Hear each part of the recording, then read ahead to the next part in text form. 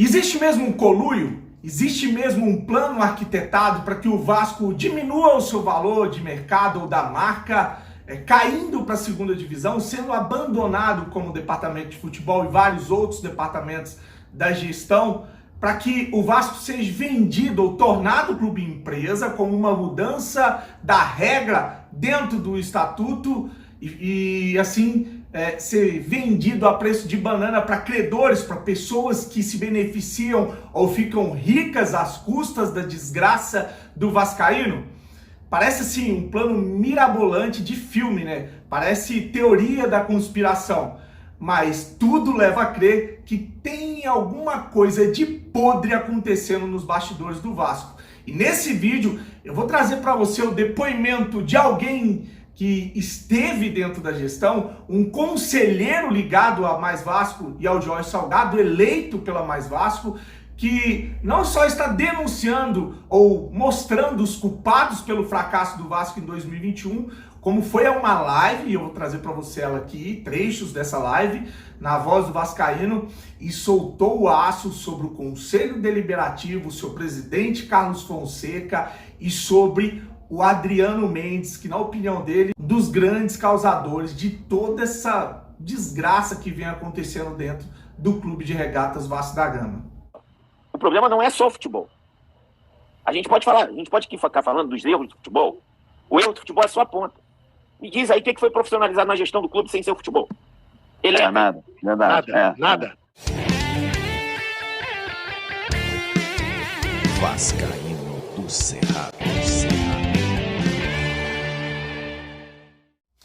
Fala galera vascaína, eu sou o Thiago Fontes, falo de Brasília, Distrito Federal, trazendo mais um vídeo pro canal, contando sempre com o seu apoio, que é fundamental para esse canal continuar sendo indicado no YouTube. Então chegou, deixa o joinha, deixa o like. Se não conhecia o canal, chegou, caiu de paraquedas, te convido a assistir os vídeos, se gostar, se inscreve, compartilha e segue também o @Vascaíno Cerrado lá no Instagram. Vamos falar um pouco aqui sobre a entrevista ou sobre a live que rolou eu falei aqui que ele era ligado à gestão, ele não tinha cargo algum, ele é um conselheiro eleito pela chapa Mais Vasco, o grupo aí do Vitor Roma, do Adriano Mendes, do Jorge Salgado, e ele tinha assim um papel fundamental dentro da gestão, porque ele era muito ligado às questões administrativas do clube, ou às pessoas que tomavam as atitudes ali dentro do Vasco. Então não é à toa que ele ficava em grupos dizendo que o que ia acontecer no Vasco ia ficar gravado na história, que os vascaínos iam pedir desculpas para o Jorge Salgado, que ele ia ser eleito por maioria de voto, que ia acontecer uma revolução dentro do clube, e agora, o contrário do que ele imaginava ou previa, ele tem vindo ou aparecido em redes sociais ou na live, como ele participou da live lá do canal A Voz do Vascaíno. Até conversei com meu amigo Pedro, José Pedro, que de vez em quando estava aqui no canal também, pedi autorização para mostrar pelo menos o áudio dessa live, e o Pedrão liberou. Então, no primeiro momento, eu vou trazer um trecho onde ele fala da reforma do estatuto, faz críticas ao Conselho Deliberativo, que deveria fazer reuniões ou convocar para que os conselheiros fiquem cientes do que está acontecendo dentro dessa reforma, mas muito pelo contrário, é uma reforma feita a 7 chaves, de uma forma que ninguém entende por que ninguém se discute ou não mostra o que está sendo feito para mudar o estatuto do clube. Agora, se você me perguntar assim, o conselho sabe o que está sendo feito? Não. Pronto. Não está respondido. É aquele sistema up-down. Conhece esse sistema up-down? Fazendo igual a gestão Eurico, né? Segundo o Pedrão já falou aqui várias vezes. Conselheiro não sabe de nada. Pedrão falou isso aqui várias vezes. É verdade. Pedrão tem 20 anos de conselho. Eu acho assim... Ou seja, estão mantendo as mesmas práticas anteriores, né? Eu não acho, olha só, eu não acho que sejam as mesmas práticas. Acho que a reforma vai ao Conselho para amplo debate. O Renato já externou que vai convocar audiência pública, isso e aquilo. Mas, no grupo que eu participava, né? Até 2 meses atrás, se você me perguntar assim, E aí eu desafio qualquer pessoa que fale o contrário. Como é que anda a reforma? Ninguém sabe. Assim, não tem nada a ver com aquilo que nós prometemos. Simples assim. É complicado.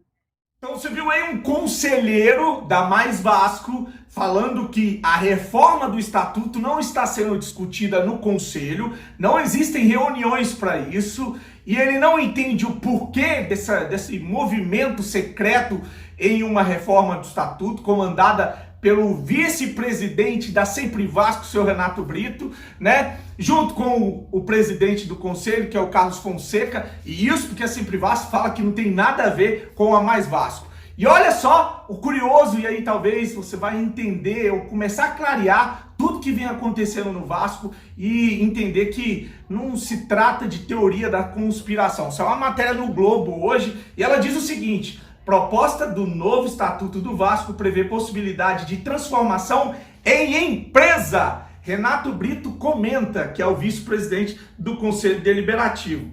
Aí eu vou trazer aqui só a forma que ela pode acontecer, que são as duas rotas possíveis. No novo texto estatutário deverão ser inseridos dois caminhos possíveis para o Vasco virar empresa. Em um deles, mais conservador, o clube associativo teria 100% das cotas do Vasco, sociedade anônima.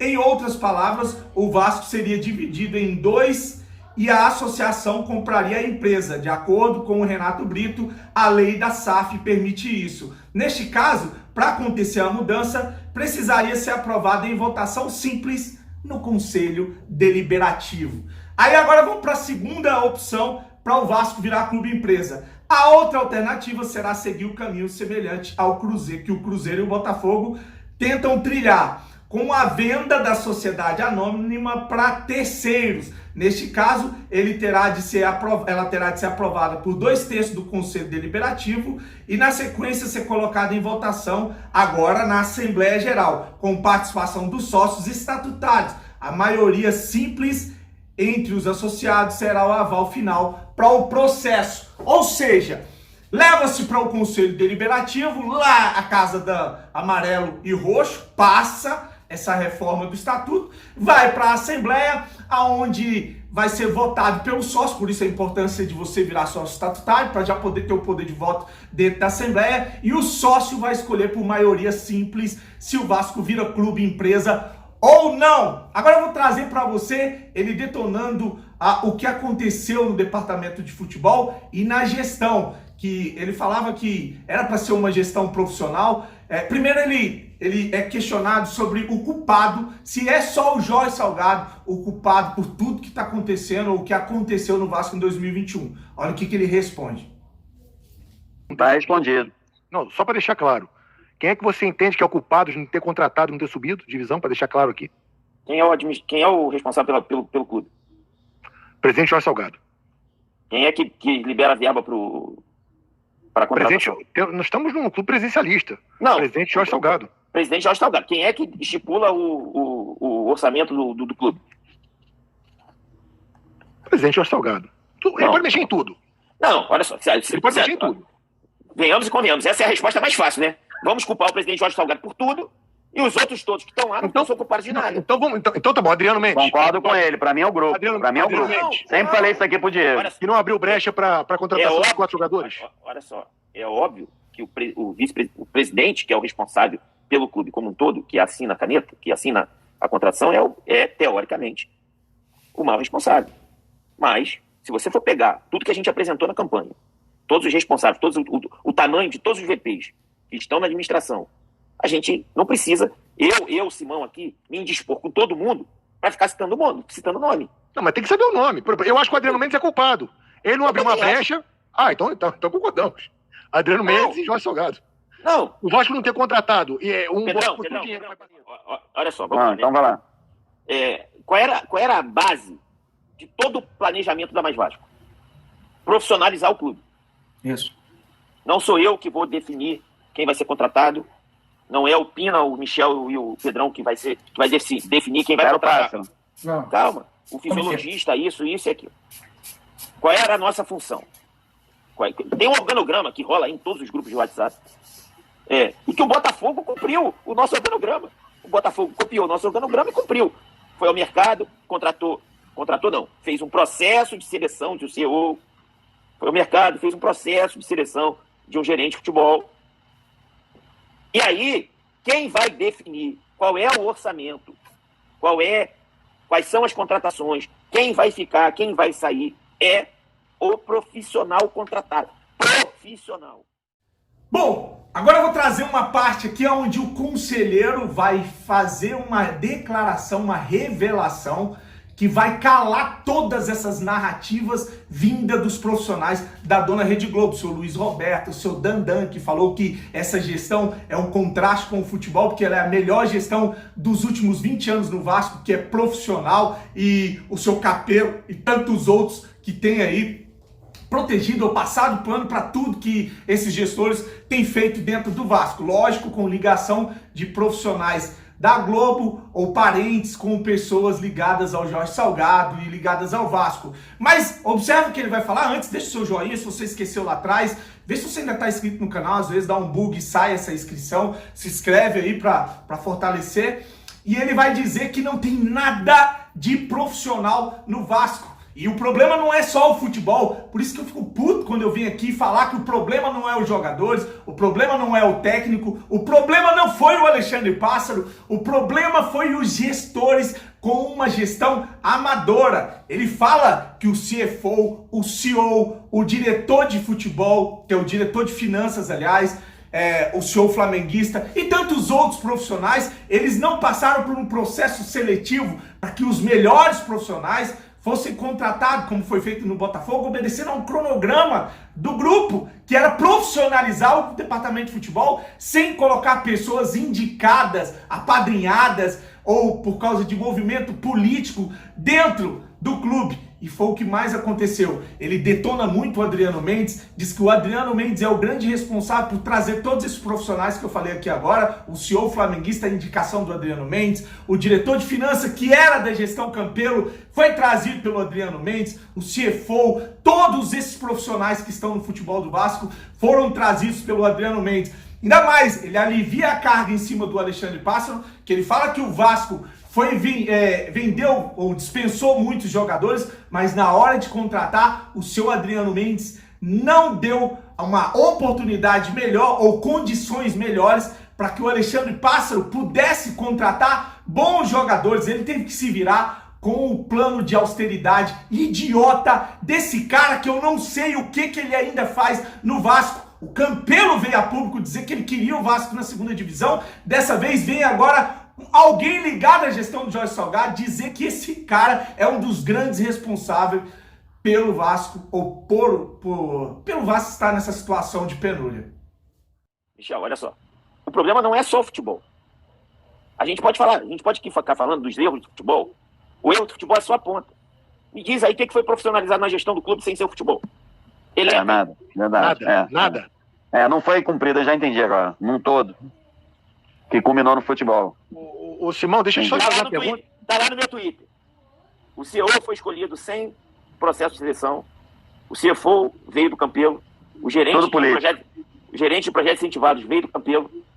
O melhor funcionário do departamento de marketing foi demitido. E aí a gente está falando das três principais áreas, né? Futebol e finanças e marketing. Agora eu entendi. E as outras áreas não tem profissionalização nenhuma. Assim, Teve gente...